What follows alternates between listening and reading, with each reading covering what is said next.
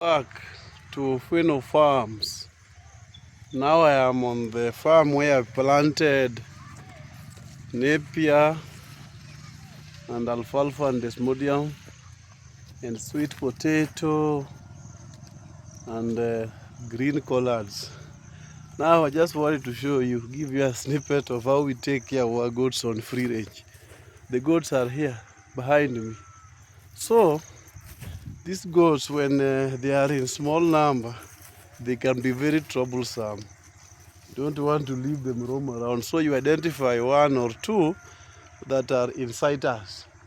Then you tether them. So I've tethered two who are inside us so that the rest can remain here and eat. Remember, these goats belong to the family of antelope, and you guys know how swift that animal is. So these, they are siblings. The siblings of antelope are as swift and as disturbing as the antelope itself. So to make sure that you don't run into problems in free-range grazing, you make sure that you identify the troublemakers and tether them. Then you take care of the situation. So that is how it happens. Remember, free range, we are keeping goats for meat, and goats for meat cannot be kept in exclusive free range. In exclusive zero grazing. It is not going to work because, first of all, these are local goats. My goats are small East African goats, and three which are crossbreed between exotic, Alpine, German Alpine, and another exotic dairy goat. So they don't have that low food conversion ratio like the exotic breeds, the pure breeds, the Kalahari Red, the Savannah, the Boer from South Africa. Those ones put weight in record time. They can put weight in 6 months. If you see a Boer that is 6 months old or Savannah, it's almost the same size of these small African goats which are a year plus old. So it's not possible to keep them in zero grazing because of their high food conversion ratio. They eat a lot, but they don't turn that into flesh very fast. So you end up using a lot of money on feeds, putting them on zero grazing, napier, super napier, alfalfa, desmodium, exclusively on zero grazing.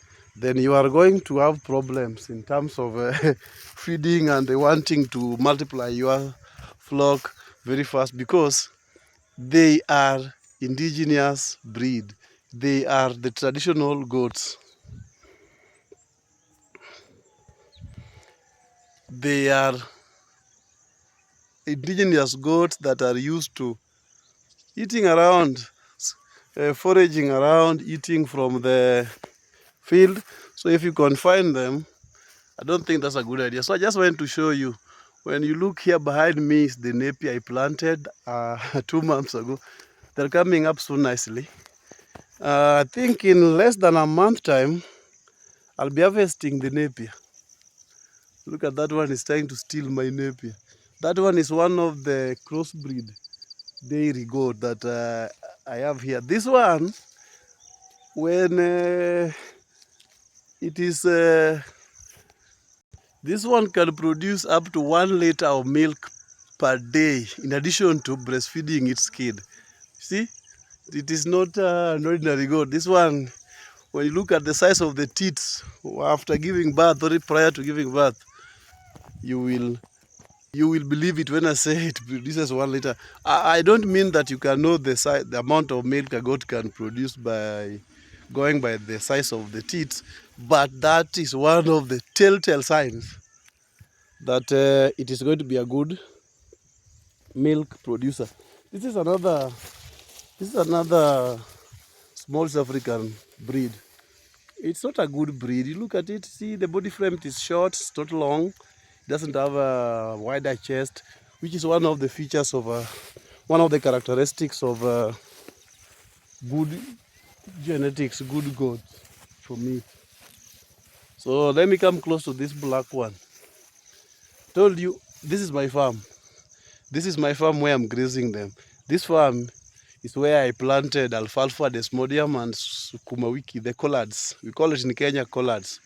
So the part where I'm grazing them, I haven't put anything yet. I was planning to add alfalfa here, up to somewhere here, then add juncao grass.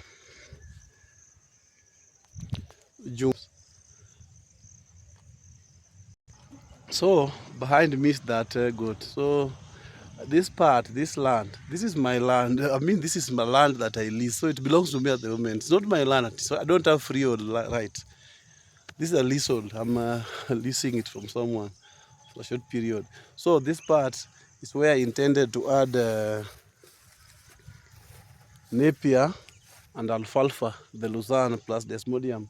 But I was not prepared enough. So you see it got bushy again, the weeds.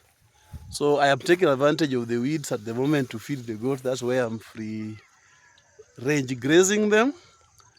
But it is part of the farm. It is inside the farm. See, as you can see, here is napier. Up there is sweet potato. Then up there is green collards. Okay. So let me come close to this breed so that you see it. See this goat. See this one. Yeah. This one is a prolific milker. It produces a lot of milk. So the rest are scattered. Some are up there, as you can see them. So free range is very important, but you need to have a land, especially in the countryside where land has been fragmented into smaller sizes after partitioning. You remember, you know the cultural thing here in Africa. Land belongs to the community and it devolves to the next generation. For example, my grandfather inherited the land from his father, who is my great-grandfather. My father inherited land from my grandfather. Now I will inherit land from my father, and my children will inherit land from me. It's kind of holding the land in trust for future generations. Even if you read the environment assessment programs and policies, you'll realize that when you're using the land, it should be used in a manner that does not jeopardize the future generation. You must use it in a manner that benefits you and does not jeopardize the interest and benefit of people who are coming after you. But the way land is being subdivided to different people as it devolves to children, the land is getting smaller and smaller, and therefore it is a challenge getting a big size of land, even to lease for free range. So if you can get one, it is good. Let me show you one goat here, which is a cross of an alpine and local breed. As you can see, if you look at this goat, this is not a local goat.